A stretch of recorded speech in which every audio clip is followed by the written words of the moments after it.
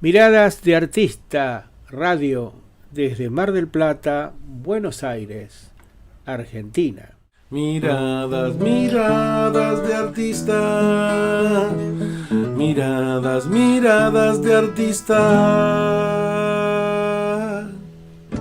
El Aleph, dice Borges, es uno de los puntos del espacio que contiene todos los puntos. Según la Cábala, las letras del alfabeto son anteriores a la creación y el verbo divino se sirve de ellas para crear el mundo.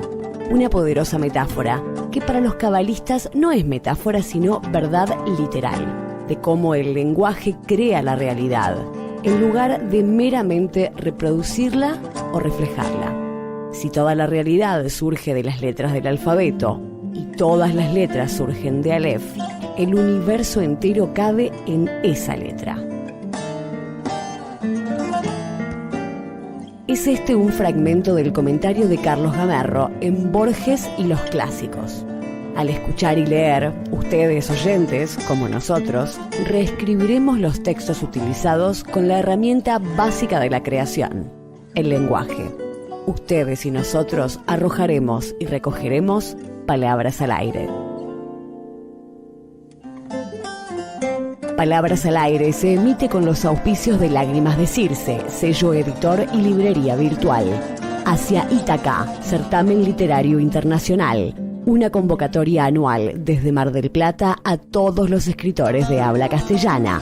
Y taller literario Despierta Palabra, que desarrolla ahora sus clases a distancia durante este programa.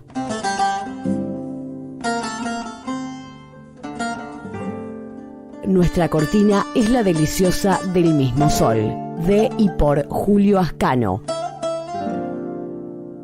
virtuoso músico marplatense radicado en Lucerna, Suiza. ¿Cómo están? Esta es una nueva entrega de Palabras al Aire, el programa que hacemos con Nora Albalat, y que hoy tiene una entrega especial porque estamos celebrando aún hoy el Día Universal del Libro y la Lectura. Y por eso tenemos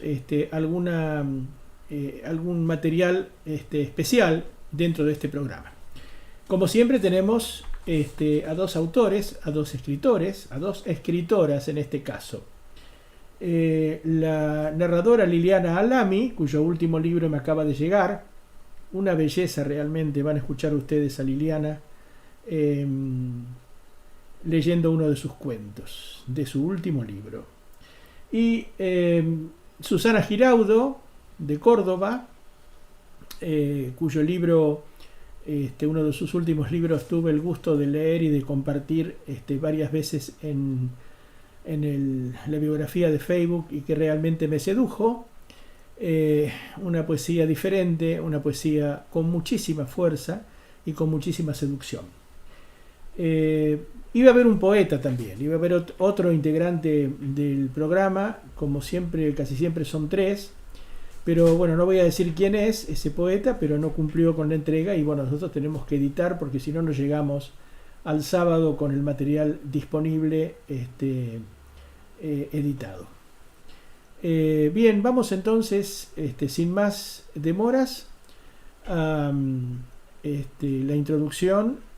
Vamos a comenzar con Liliana Alami y después tendremos la perlita con el maestro mayor de las letras argentinas.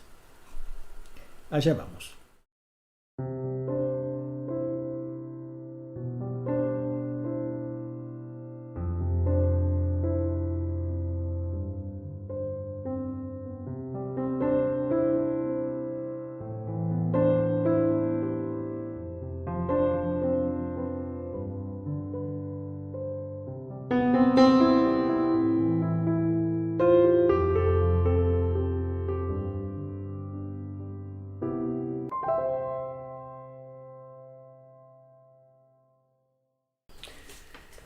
Dice Liliana Alami en primera persona. Nací en Buenos Aires, me crié en el barrio de Palermo en el seno de una familia sefaradí. No había en casa afición por la lectura.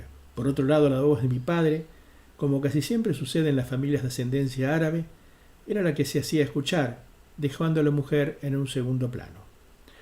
Me recibí de licenciada en química, porque algo había que estudiar, de algo había que vivir. Por insatisfacción, por necesidad, por curiosidad, me inscribí en un taller literario. Fue entonces cuando se despertó mi vocación. Una vocación que apareció tardía, una experiencia que fue más allá de las páginas que logré escribir.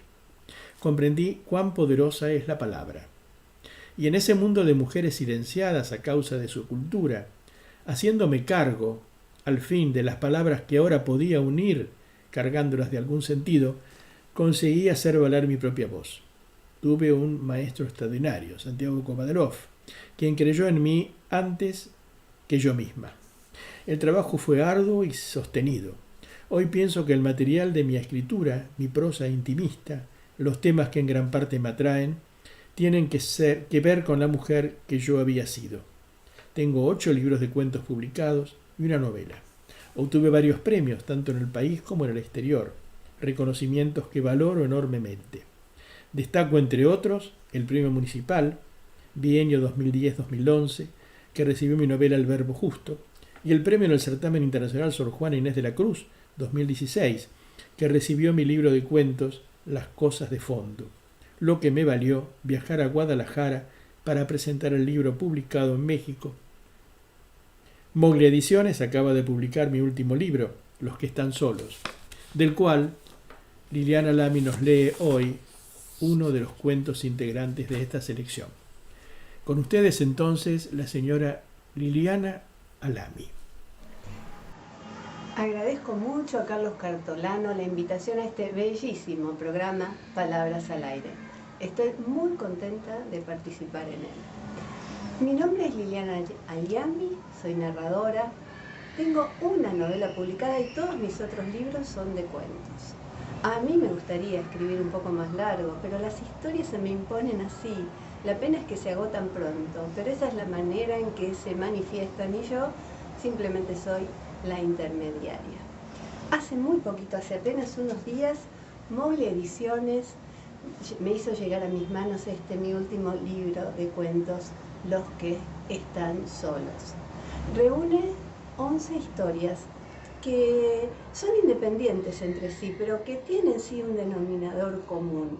Siempre me pasa que cuando escribo un libro de cuentos, durante un tiempo que no es demasiado corto, hay una obsesión que se ve que está trabajando en mí y esos cuentos se enhebran por algún lugar, aún sin yo proponérmelo. En este caso, el denominador común es la soledad que enfrentan los protagonistas, estén o no acompañados, la soledad en la que se ven inmersos, una soledad muy tangible. Mi prosa es intimista, muy de puertas adentro. Me gusta andar en el mundo femenino, en sus vínculos, en sus conflictos amorosos. Los temas que se me imponen son los conflictos familiares, la soledad que atrapa y que se quiere soslayar, la falta de complicidad con los espejos que el paso del tiempo vuelve una verdadera amenaza. El cuento que hoy elegí se llama Esa voz cristalina.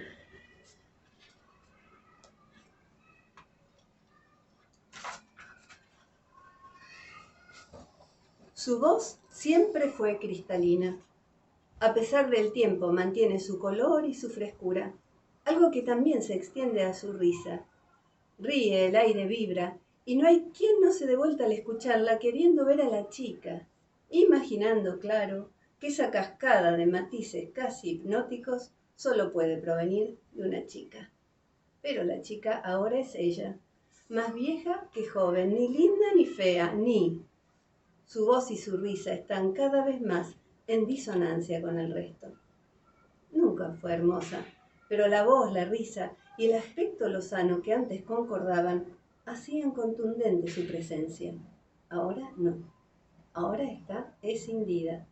Un pedazo de ella es una cosa, la piel sin brillos, las ojeras, las venas de las manos como troncos secos de una rama. Otra parte de ella es la frescura. Por eso, casi prefiere refugiarse en su casa con la voz, la risa y el carácter que a veces entusiasta, la mantiene como la misma chiquilina que fue siempre. A pesar de todo, no le huye a los espejos. Se mira, se compara, se evoca, no se gusta. Alguna vez tuvo marido, hijos que viven en Europa. Tiene amigas con las que cada tanto comparte encuentros siempre programados. Salir de improviso no es lo suyo. Hay que peinarse, maquillarse, elegir la ropa según las circunstancias. Hay que mejorarse para ser al menos un reflejo de la chica que fue y que ahora extraña. Por eso en su casa, pegada al teléfono, siente que encuentra su más claro refugio. Nadie le dice señora por teléfono. A todos, sin excepción, le surge el tuteo de inmediato. La gente que la conoce, pero el que no, su voz sigue teniendo la misma fuerza que un tiempo atrás tuvo su presencia. Deja al otro, siempre hablando de hombres, claro, es el juego que perdió y que hoy añora, con la boca abierta, o por lo menos es lo que le parece. Nota la vacilación, el titubeo. Hola, dice. Hola, repite, a un comprador, a un vendedor, a un dependiente. Lo dice 2 veces para tener la certeza de que los matices de su voz se escuchen. Y entonces percibe ese balbucear incierto y escucha, emitidas por el hombre, las modulaciones de un hola sugerente. Apenas una chispa, un coqueteo. Nunca, hasta hace poco, había pasado nada más que eso. Aquella tarde, no sabe bien por qué, quiso seguir el juego. A lo mejor porque el día afuera se veía luminoso y ella ahí adentro esperando la carroza. Todo tan ordenado, tan prolijo, cada cosa en su sitio y el timbre del teléfono, gracias a Dios, demoliendo el silencio. Fueron 3 hola y un quién habla, porque del otro lado nadie contestaba. Al fin, la urgente, la evidencia de la fascinación, el ruego. ¿Marta? No, no sos Marta, ya sé que no sos Marta. Marta no tiene esa voz, no cortes, por favor. ¿Cortar? Ni se le había cruzado por la cabeza. Él se había equivocado, pero ahora no quería soltarla. Era un hombre gracioso. A lo mejor no lo era tanto, pero ella se reía. La conversación entretenida, educada, algo chispeante, la ponían en vena para liberar esa cascada de piedras sueltas y fluidas. Dedujo que él debía tener su edad, no la edad de su voz y no la otra. De eso ni hablaron. Charla va, risa viene. Finalmente fijaron un encuentro. La había citado en una confitería rodeada de jardines. Eso también la entusiasmaba. Lo otro, lo que la tenía así con la mirada viva y anhelante, era volver a tener una cita con un hombre. Pero el lugar elegido era un plus, sumaba encanto, y a ella le fue fácil vestirse, maquillarse, elegir la ropa, subirse a los tacos altos, mirarse en el espejo y aprobarse. Él llevaría en la mano una edición vieja de ficciones, de Borges. Ella, Las ciudades invisibles, de Calvino. Signos para reconocerse. No sabían nada de las señas personales del otro. No había sacado el tema para que él no preguntara, y él tampoco, tal vez por educado, o tal vez porque la charla había fluido tan amena y se habían comunicado tan bien que lo demás ya no importaba. Claro que ella no lo olvidaba. Él había hablado con la chica de voz diáfana. Guardó el libro en el bolso como una protección, una barrera. Vaya a saber con quién iría a encontrarse. Nunca fue fácil de conformar. Si el hombre le resultara desagradable, el libro seguiría bien guardado. Pero para ser honesta, también barajaba lo contrario. Si resultaba que él de verdad valía la pena y fuera ella quien lo decepcionara, mejor no exponerse de entrada. Y aunque él no la había visto nunca, por el mismo motivo, decidió ponerse anteojos negros. Se bajó del taxi unas cuadras antes con la intención de taconear sobre el asfalto e ir imprimiéndole a su cuerpo la cadencia que le haría llegar como una reina. Motivada por la charla y la promesa del encuentro, Así de irresistible se sentía. Aquel lugar vidriado tenía una puerta doble y un manijón de acero. Iba a empujarlo cuando se le adelantó alguien a quien no vio venir. Un hombre más o menos bien puesto que con 2 palabras apremiantes la hizo bajar del pedestal en que ella solita se había erguido. «Pase, señora». Sin matices gentiles, mucho menos sensuales, las 2 palabras la dejaron perpleja. Casi llevada por él, se encontró de repente dentro del lugar. Le echó una rápida mirada. No vio a nadie expectante con un libro en la mano. Recién frente al espejo del baño se atrevió a desmoronarse. A pesar de los anteojos negros, del corte juvenil de su vestido, del taconeo incitante, para aquel hombre ella había sido tan invisible como cualquiera de las ciudades de Calvino. No debería importarme, se repetía mientras que, traicionada por las lágrimas, intentaba retocarse el maquillaje. Aquel era uno cualquiera, no su hombre. El otro, el que estaría esperándola, sabría asociarla a la chica de voz diáfana. Sin embargo, no pudo evitar el desaliento. En otras épocas, la sensación de sentirse irresistible la convertía en un ser imantado capaz de atraer, sin distinción, a todos. En cambio ahora, en el paisaje de aquel hombre de la entrada, ella había sido nada más que hojas marchitas. No podía, no quería seguir así martirizándose. Tenía que salir de su cueva, acercarse a aquel que llevaría un libro entre las manos, hablar y reír con su voz y con su risa, continuar la charla iniciada en el teléfono. Se humedeció la cara, retocó el maquillaje, suspiró largamente. Así todo, el espejo impiadoso le devolvió solo la sombra de aquella que minutos antes venía taconeando en el asfalto. Volvió a calzarse los anteojos negros. La luz del sol entraba rabiosa a través de las ventanas. Sobre la franja en sombras de una mesa, distinguió el libro de Borges visiblemente apoyado. Aturdida, el corazón desatado, se fue acercando para precisar de una vez por todas los rasgos del hombre que ahora veía de espaldas, desdibujado por la luz del sol. Antes que nada vio la mano cargando un vaso de whisky hasta la boca. Después un mechón de pelo blanco que le resultó extrañamente familiar. ¿Dónde lo había visto? Enseguida el perfil y el color de la camisa de aquel que con modos groseros la había llevado por delante al entrar al lugar. Se quedó inmóvil, sin poder avanzar, sintió un vahido, sintió que iba a desvanecerse allí, a deschavarse. Ese hombre no la merecía, un grosero, sin educación, ni siquiera la había esperado para pedir un trago. Tenía que huir, terminar con esa historia. Cuando las piernas al fin le respondieron, sin volverse, camino hacia la entrada. Acá me despido. Muchísimas gracias.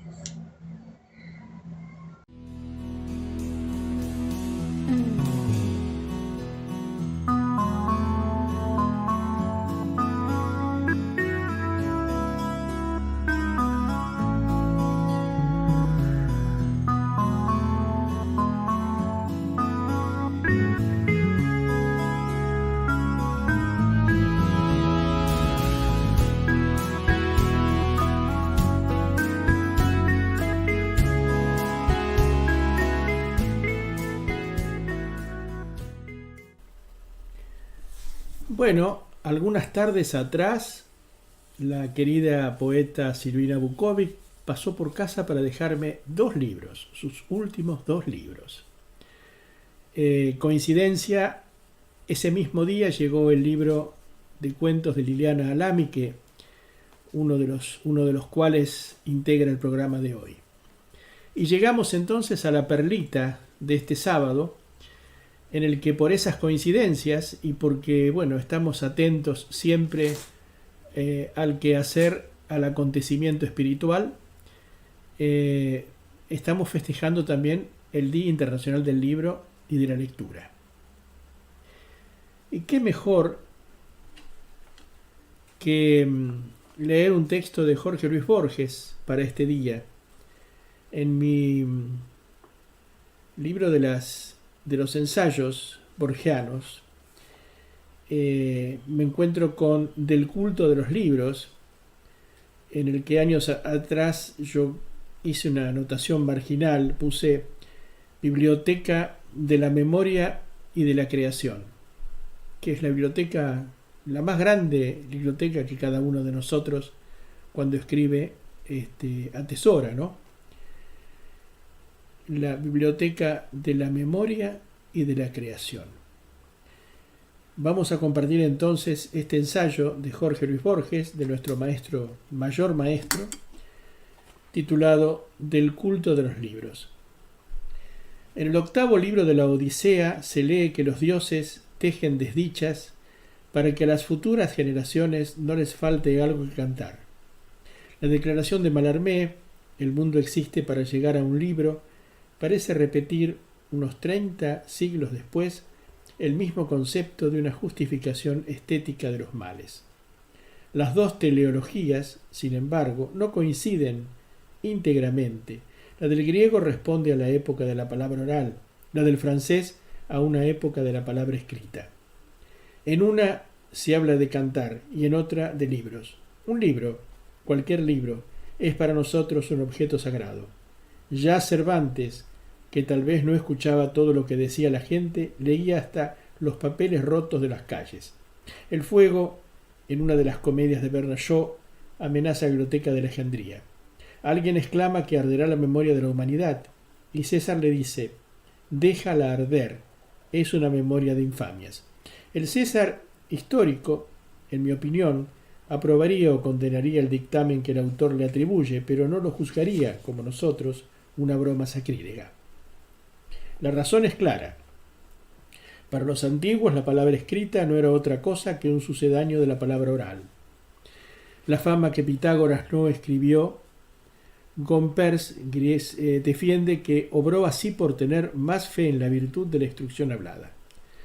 De mayor fuerza que la mera abstención de Pitágoras es el testimonio inequívoco de Platón. En el Timeo afirmó, es dura tarea descubrir al Hacedor y Padre de este universo, y una vez descubierto, es imposible declararlo a todos los hombres. Y en el Fedro narró una fábula egipcia contra la escritura, cuyo hábito hace que la gente descuide el ejercicio de la memoria y dependa de símbolos. Y dijo que los libros son como las figuras pintadas, que parecen vivas, pero no contestan una palabra a las preguntas que les hacen. Para atenuar o eliminar este inconveniente, imaginó el diálogo filosófico. El maestro elige al discípulo, pero el libro no elige a sus lectores, que pueden ser malvados o estúpidos. Este recelo platónico perdura en las palabras de Clemente de Alejandría, hombre de cultura pagana. Lo más prudente es no escribir sino aprender y enseñar de viva voz, porque lo escrito queda. Y en esta del mismo tratado, escribir en un libro todas las cosas es dejar una espada en manos de un niño, que derivan también de las evangélicas. No deis lo santo a los perros, ni echéis vuestras perlas delante de los puercos, porque no las huellan con los pies y vuelvan y os despedacen. Esta sentencia es de Jesús, el mayor de los maestros orales, que una sola vez escribió unas palabras en la tierra y no las leyó a ningún hombre. Juan 8:6. Clemente Alejandrino escribió su recelo de la escritura a fines del siglo II. A fines del siglo IV se inició el proceso mental que a la vuelta de muchas generaciones culminaría en el predominio de la palabra escrita sobre la hablada, de la pluma sobre la voz. Un admirable azar ha querido que un escritor fijara el instante, apenas exagero al llamarlo instante, en que tuvo principio el vasto proceso. Cuenta San Agustín en el libro 6 de las Confesiones. Cuando Ambrosio leía, pasaba la vista sobre las páginas penetrando su alma en el sentido sin proferir una palabra ni mover la lengua. Muchas veces, pues a nadie se le prohibía entrar ni había costumbre de avisarle quién venía, lo vimos leer calladamente y nunca de otro modo, y al cabo de un tiempo nos íbamos, conjeturando que aquel breve intervalo que se les concedía para reparar su espíritu, libre del tumulto de los negocios ajenos, no quería que se lo ocupasen en otra cosa, tal vez receloso de que un oyente atento a las dificultades del texto le pidiera la explicación de un pasaje oscuro o quisiera discutirlo con él, con lo que no pudiera leer tantos volúmenes como deseaba. Yo entiendo que leía de ese modo para conservar la voz, que se le tomaba con facilidad. En todo caso, cualquiera que fuese el propósito de tal hombre, ciertamente era bueno. San Agustín fue discípulo de San Ambrosio, obispo de Milán, hacia el año 384. 13 años después, en Numidia, redactó sus Confesiones, y aún lo inquietaba aquel singular espectáculo: un hombre en una habitación, con un libro, leyendo sin articular las palabras. Aquel hombre pasaba directamente del signo de escritura a la intuición, emitiendo el signo sonoro. El extraño arte que iniciaba, el arte de leer en voz baja, conduciría a consecuencias maravillosas.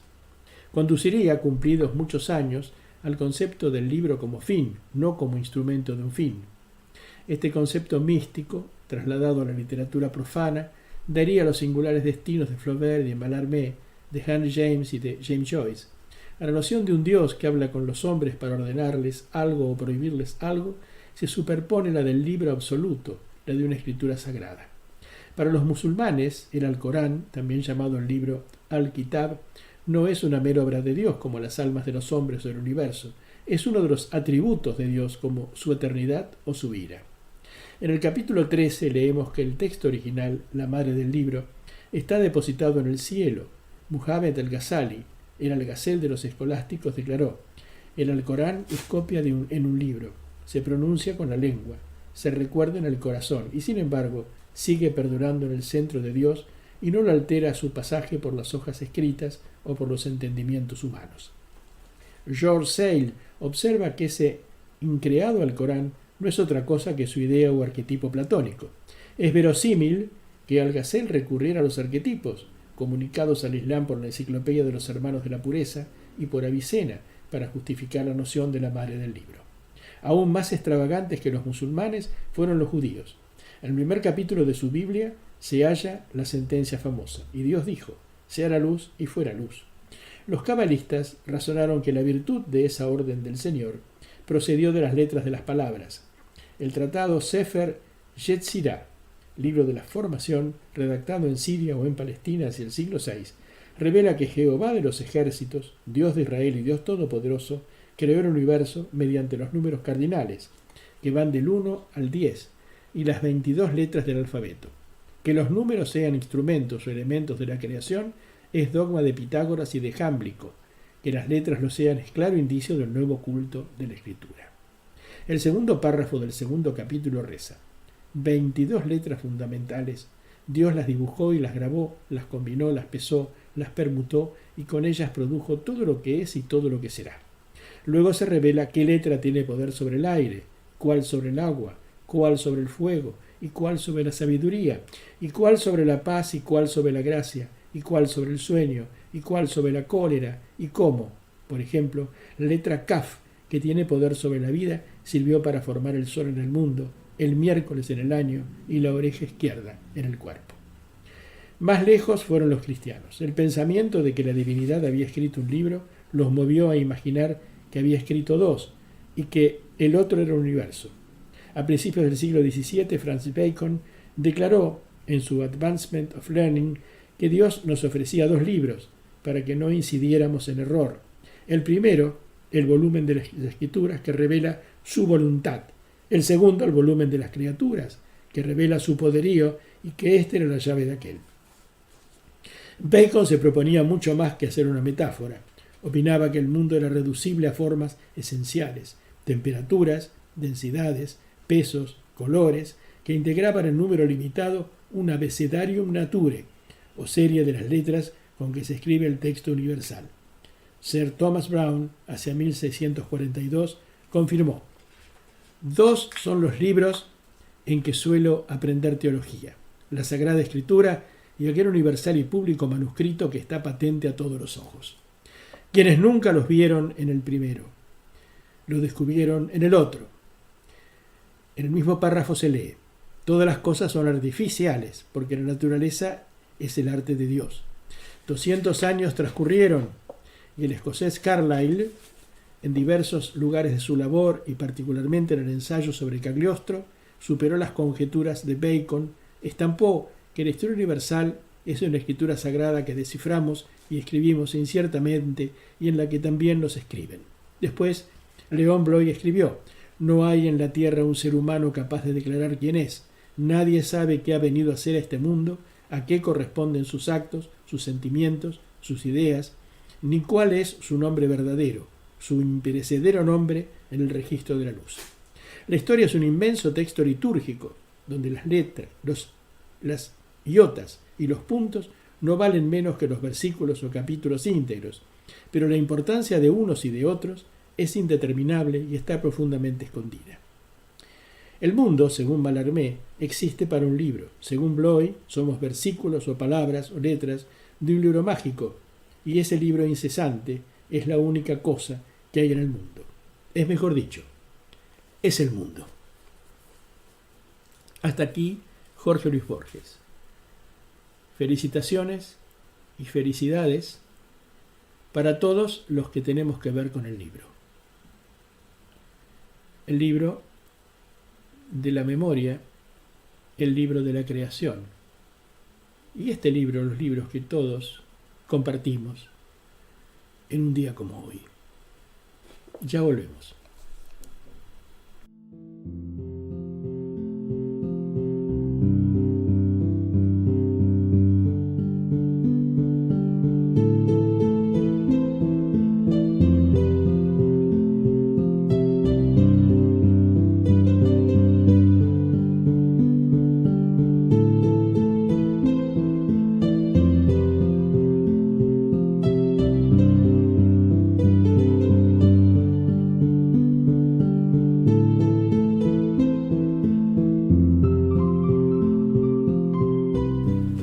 Susana Giovannoni Giraudo, nació y vive en Villa María, provincia de Córdoba. De profesión docente, es escritora, poeta y artista plástica.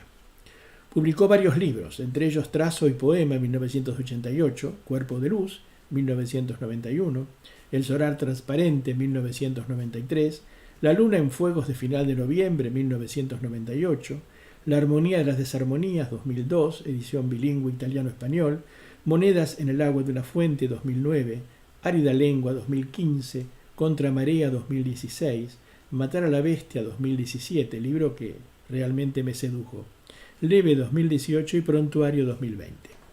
Ha participado en antologías de autores argentinos y de otros países como Portugal, España, Islas Canarias, Italia, Estados Unidos. En Portugal, en El Salvador, en la Universidad de Siena, Italia, y también escritura conquistada, antología de poetas surrealistas latinoamericanos, publicada por la editorial venezolana El Perro y la Rana. Publica sus textos en diarios y revistas de circulación local, provincial, nacional e internacional y también en sitios web. Tiene 2 libros de poemas inéditos, Da igual ser santa que puta y La hora del colibrí. Trabaja también en investigación literaria y literatura comparada. Recibió numerosos premios y distinciones tanto en literatura como por su trabajo en la plástica, entre ellos Premio Publicación en Ragusa, Italia, la Faja de Honor de la SADE 1998, el Puma de Plata de la Fundación Argentina para la Poesía 2017. Entre ellos, en el año 1994 recibió el primer premio Plaqueta de Oro en el certamen nacional Hugo Mendón. Hizo periodismo radial y gráfico. Traduce poetas de lengua portuguesa e italiana.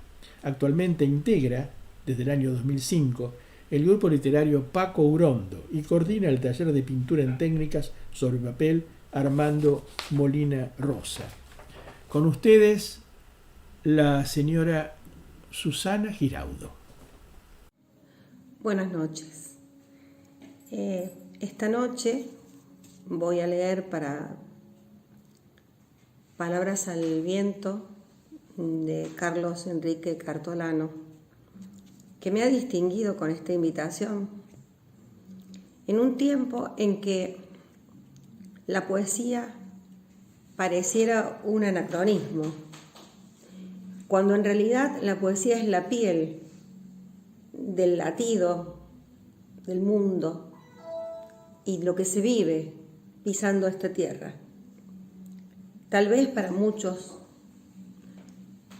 es innecesaria, pero con el tiempo y el mismo tiempo nos ha demostrado La poesía es vigente cuando sale del corazón, cuando sale del alma, cuando significa algo vital en la voz del poeta, que persiste a través de las décadas.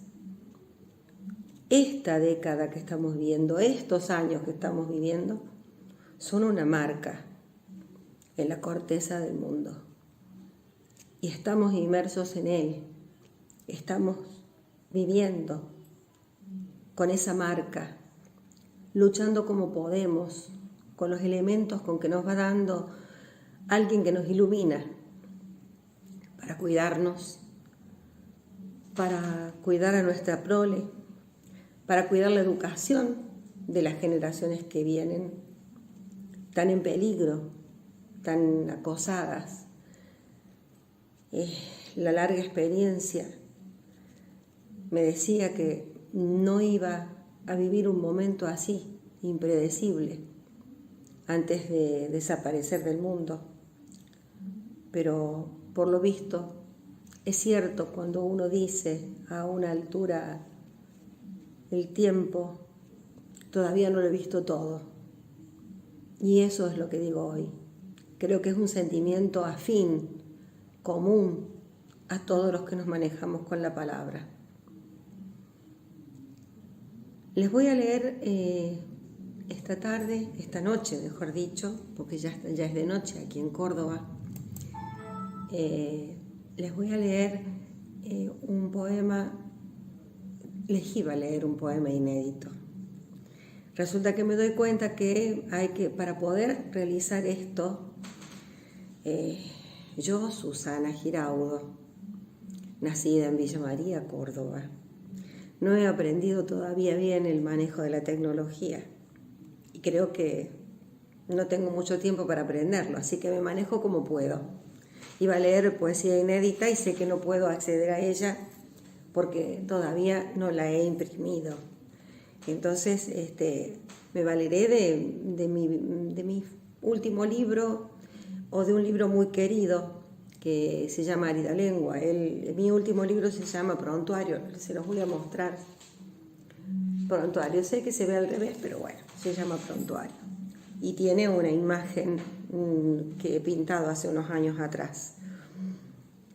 Un trabajo en acrílico. Voy a leer un poema que está dedicado a Leopoldo Castilla, mi gran amigo, mi querido amigo Leopoldo Castilla, el gran Teuco. Se llama Hondo Alarido. El alabastro es grave, traslúcido, como una mujer inocente, un animal salvaje, profundo, definido, herida mortal.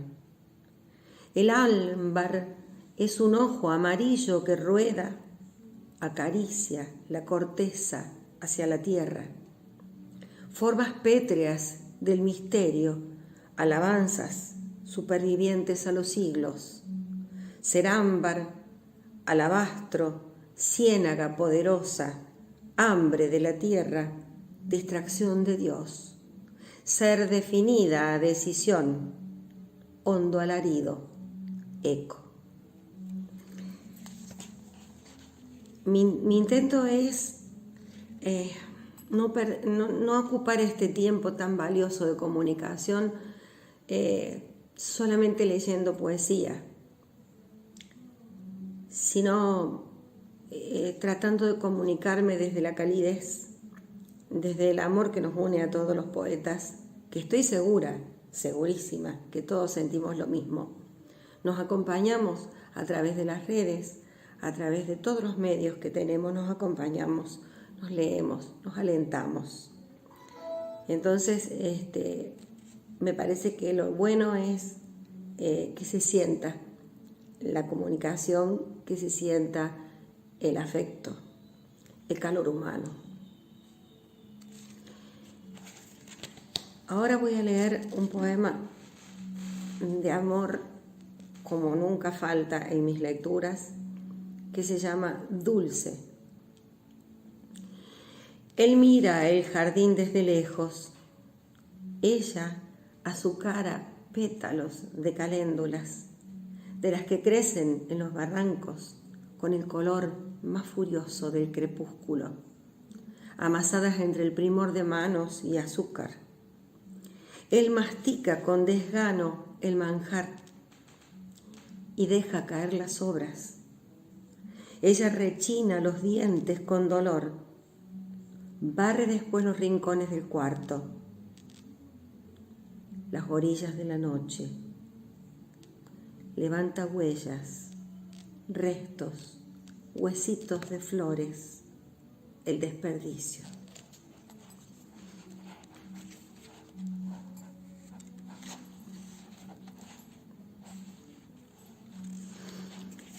Este otro poema también es de mi libro Prontuario, que no se pudo dar a conocer a raíz del comienzo de la pandemia. Este se llama Cuerpo Solo. Esta noche cae una lluvia de por sí bastante triste. Cada gota que pega en el zinc de los desagües martilla en mi paladar el conocido gusto de estar sola, el mismo sabor con el que vine y me iré. La parábola trazada dibujará el tránsito.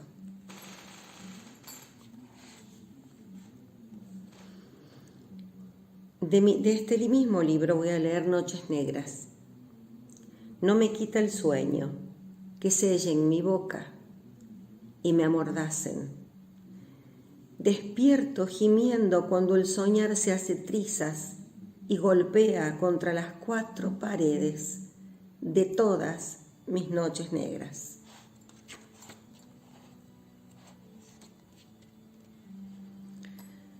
Gotas de piedad se llama este otro. Dios gira su rostro para mirar esta incapacidad de reconstruir mi pecho baldío.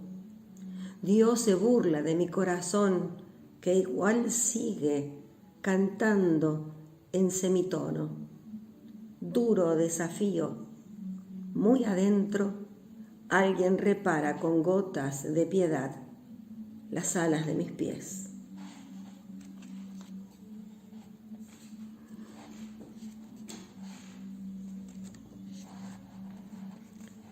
Este poema que voy a leer está inspirado en una novela de Antonio Lobo Antunes, que leí hace mucho tiempo.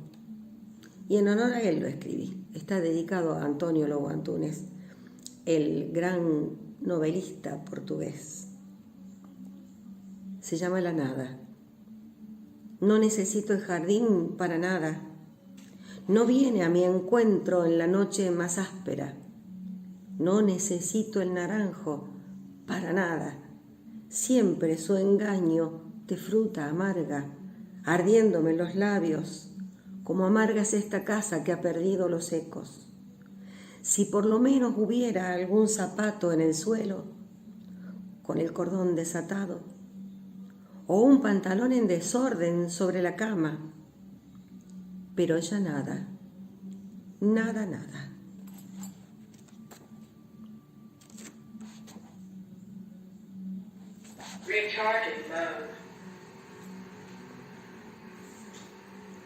Imagino una ilusión de manos verdes y ojos de pantera marroquí que acaricie en verde, mire con pupilas de fuego y me enseñe a conocer el perfume de la música, el aroma a horizonte al final del día y el hedor a la muerte cuando se aproxime.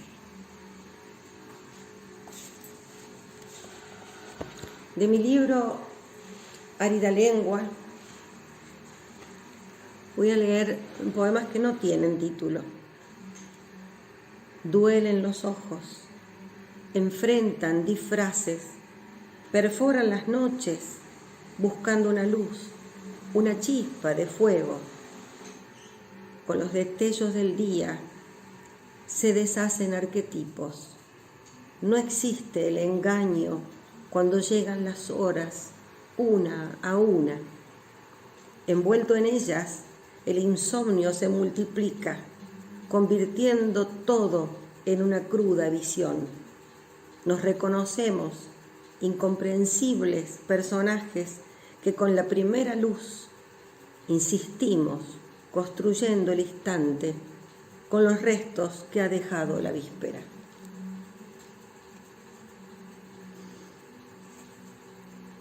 Este otro poema se llama Afuera. Afuera en las ventanas soles perdidos. El silencio inventa algún perfil gris o alguna sombra y los cuelga a modo de consuelo en cada clavo.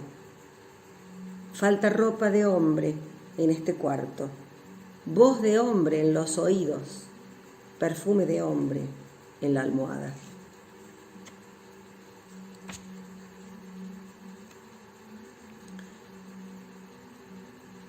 El tiempo, filo de navaja, degüella los días, caen despacio, esfuerzo de horas cavando un hueco profundo, donde la noche revuelque sus secretos hasta que el amanecer la destruya.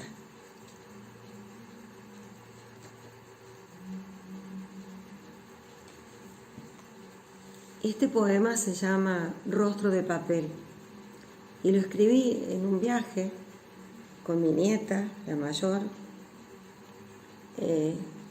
mientras ella jugaba con unos papelitos y viajábamos en un tren. Rostro de papel. Un rostro de papel, deshecho origami migratorio, franquea puertas olvidadas. Un camino de hierro paralelo traga la distancia. Estallan al paso de este tren flores chiquitas. Anónimo perfume blanco, brote nuevo de una génesis antigua.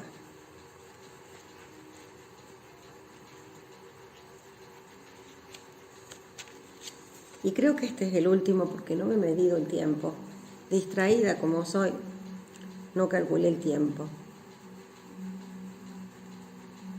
Me pregunto qué dejaría en tierra antes de impulsar el arca. Tal vez no cargara la vergüenza, el miedo, los ojos del otro y los tabúes. Dejaría mi vida en el muelle, este accidente siempre a punto de suceder, destino de morir en los arbustos para que me coman las fieras. ¿Qué diría mi madre si me viera en la tarea? Mejor es un día de ayuno en la semana, eso diría. Día de sordera y mutismo, día de acumular coraje para intentar morir de otra manera.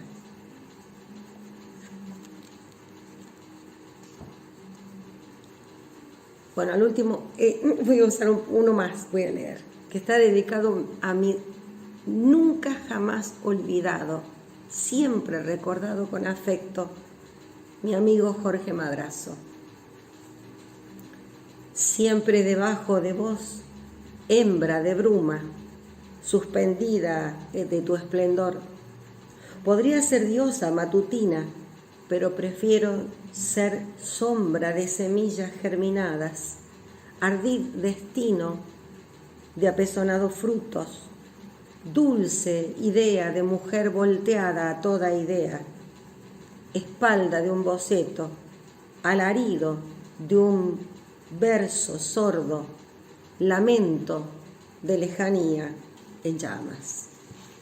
Ha sido un enorme placer de participar de esta propuesta de Carlos Cartolano, que por lo que he visto y conozco de él, es un propulsor de toda el arte, cosa que me sorprendió agradablemente, porque todo arte merece ser admirado.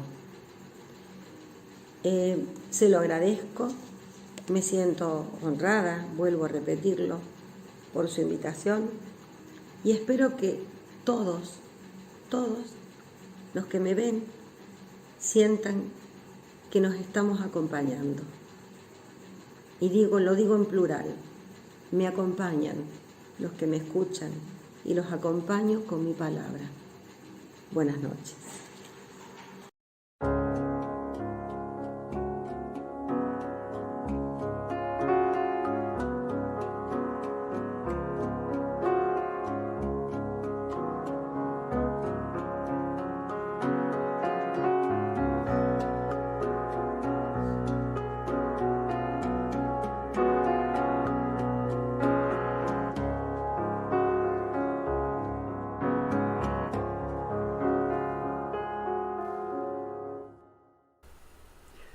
Bueno, vamos llegando al final de este sábado 24 de abril de 2021 y bueno, seguramente ustedes se quedan pensando como yo ahora, ¿con qué seguimos el mes de mayo, el próximo programa, dentro exactamente de 14 días, el 8 de mayo?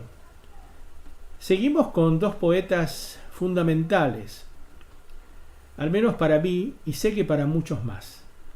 Acabamos de recibir ya el material de uno de ellos y estamos prontos a recibir el material del segundo. El que nos ha llegado es nada menos que el Teuco Castilla. Estamos felices, contentísimos de tener este material. Les aseguro que lo he disfrutado en la primera escucha muchísimo y he terminado arrojando unos densos lagrimones con el último poema. Gracias al envío de María Casiraghi, la pareja de Teuco, que me hizo llegar este material. Bueno, seguramente ella conoce más los secretos de la informática que Teuco. Los poetas para la informática somos bastante dudosones. Y bueno, y el otro que se va a agregar es mi gran maestro y vecino Rafael Felipe Oteriño, que por otro lado es íntimo amigo del Teuco y se tratan como verbalmente, realmente como hermanos. Entonces, en el taller a distancia de hoy, yo les voy a proponer dos temas, ya con un poema del Teuco primero y con un poema del maestro Borges, del cual hemos venido hablando en La Perlita.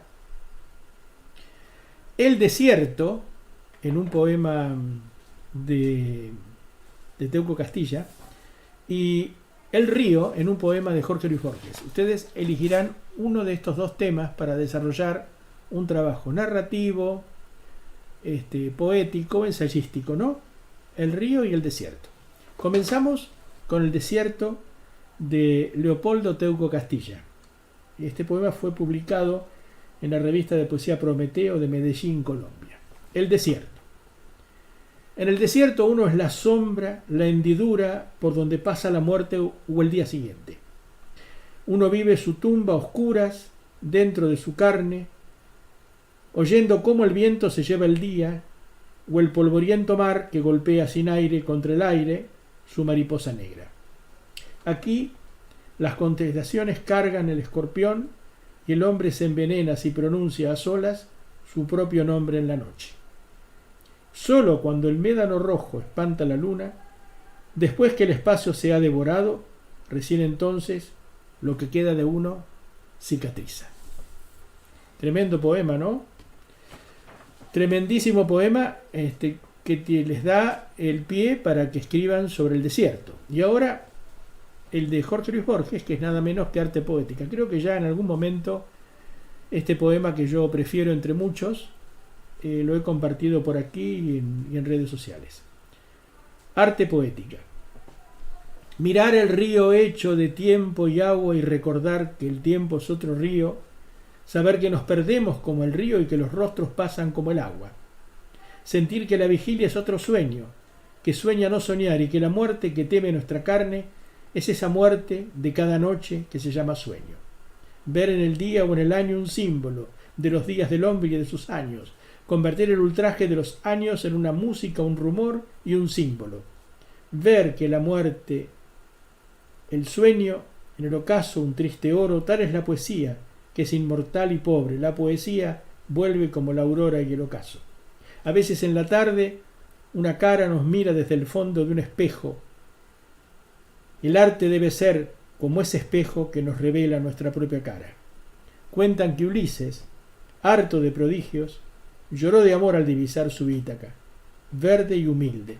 El arte es esa Ítaca de verde eternidad, no de prodigios. También es como el río interminable, que pasa y queda y es cristal de un mismo Heráclito inconstante, que es el mismo y es otro como el río interminable. Bueno, material para escribir tienen sin duda. Estos son dos poemas absolutamente disparadores, absolutamente movilizadores. El desierto y el río. Me despido ya hasta dentro de 14 días, puntualmente para el 8 de mayo de 2021. Hasta entonces.